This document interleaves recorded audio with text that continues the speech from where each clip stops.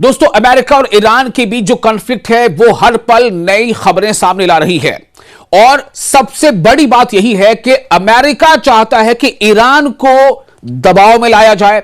America चाहता है कि ईरान को डरा धमका कर उससे हर वो बात मनवा ली जाए जो ईरान मानने को तैयार नहीं है।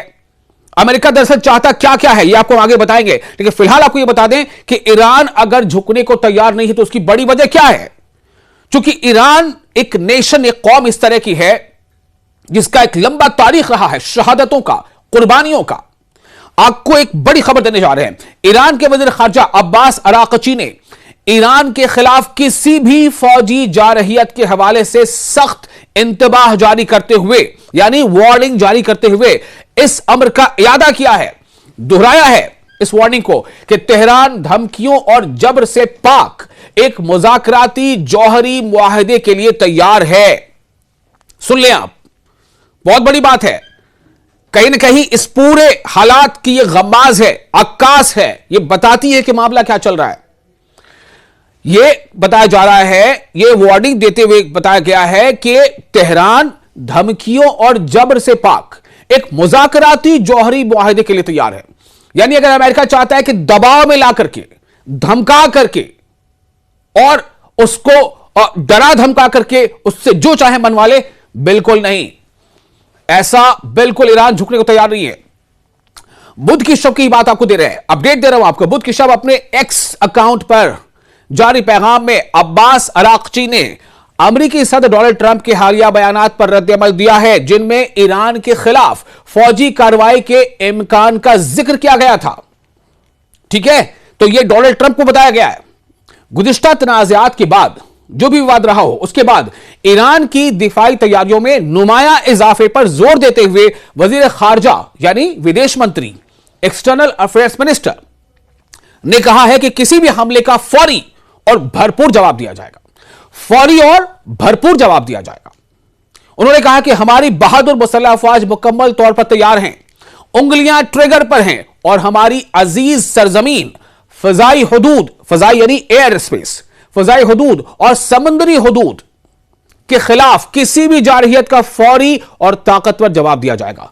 इसीलिए जो ईरान की जो समंदर में जो उसका अपना एरिया है, अभी तक यूएसएस अब्राहम लिंकन की हिम्मत नहीं हुई वहां जाने की। ईरान के विदेश मंत्री अराकची ने मजीद कहा, आगे और कहा कि 12 रोजा जंग से हासिल होने वाले कीमती सबक हमें इस काबिल बना दिया है, उस सबक ने, कि हम पहले से ज्यादा मजबूत, पहले से ज्यादा तेज और पहले से ज्यादा इफेक्टिव अंदाज में रद्द अमल दे सकेंगे। यह अराकची का कहना है। यह कहते हुए उन्होंने जून 2025 में ईरान पर इस्राएली हुकूमत और अमेरिका की जानिब से मुसल्लत की गई जारहाना जंग की तरफ इशारा किया। याद है ना आपको? याद है कि नहीं याद है जब इस्राएल और ईरान के बीच जंग हुई थी 12 रोज की? अगर याद है तो आप हमें कमेंट करके बताइए कि याद है।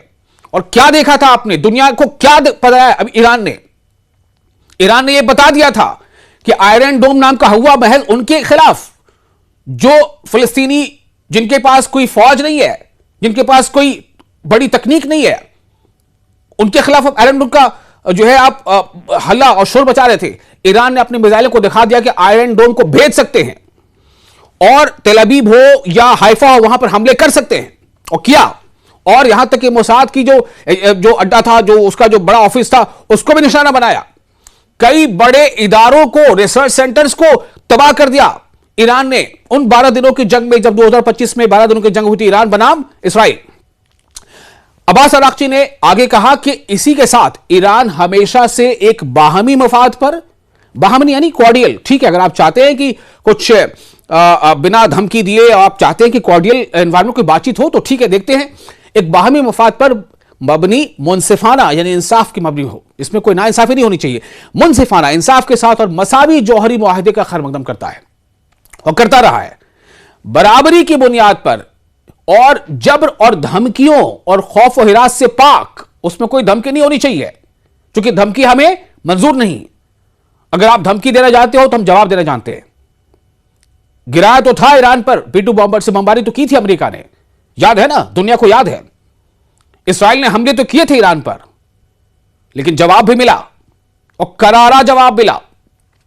तो जो ईरान के पुरअमन जौहरी टेक्नोलॉजी के हक को यकीनी बनाए और जौहरी हथियारों की अदम मौजूदगी की जमानत दे, ऐसी किसी डायलॉग के लिए हम तैयार हैं, हम शुरू से तैयार रहे हैं, यह कहना है ईरान का। तो अब्बास अराक्ची ने जोर देते हुए कहा है कि ऐसे हथियार हमारी कौमी सलामती के हिसाब किताब में कोई जगह नहीं रखते और हमने कभी इन्हें हासिल करने की कोशिश नहीं की है। तो यह अब्बास अराक्ची का कहना है और सीधे तौर पर एक पैगाम है कि धमकी और वार्निंग किसी और के लिए ईरान इसको खातिर में नहीं लाता। आप इंसाफ की बात करोगे, इंसाफ के साथ डायलॉग की बात करोगे, तो उसकी वकालत ईरान भी करता रहा है, जैसा अब्बास अराक्ची का कहना है।